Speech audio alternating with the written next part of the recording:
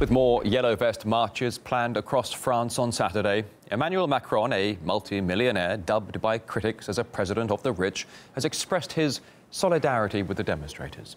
In an interview with a French media outlet, he surprised many by claiming that he too would, under certain conditions, don a yellow vest.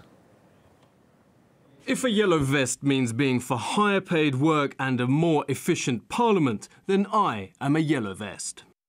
The Yellow Vest movement will be marching for a 12th consecutive weekend. This time around, participants won't just be calling for social reforms. The rallies have been dedicated to those who were injured by police at previous marches.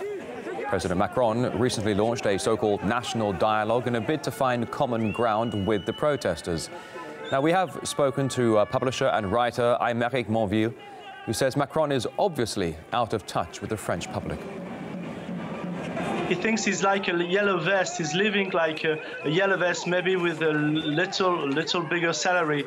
He doesn't see that he's living in a very, very different world. And you will see tomorrow all the broken faces of these people who cannot feed their children and who are not afraid risking losing an eye during a demonstration, during these demonstration traps, because there are some traps.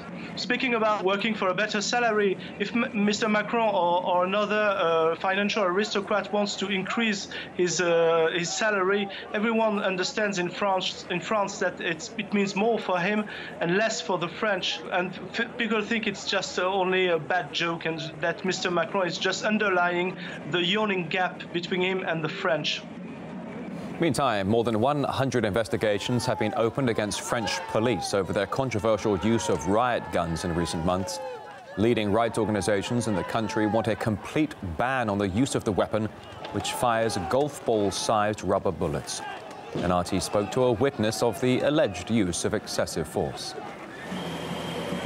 I've been in demonstrations myself, and I can assure you that the people who send the tear gas first are the police, and they don't do it under necessity, they do it out of provocation. The question is who started, and it's not at all true that they use it only as a necessity. In fact, you see some towns in the provinces where there are demonstrations of the yellow vest and where the police does not intervene, or at least before they intervene, there is no trouble at all coming from the yellow vest. So I think this is a test which shows where the violence comes from.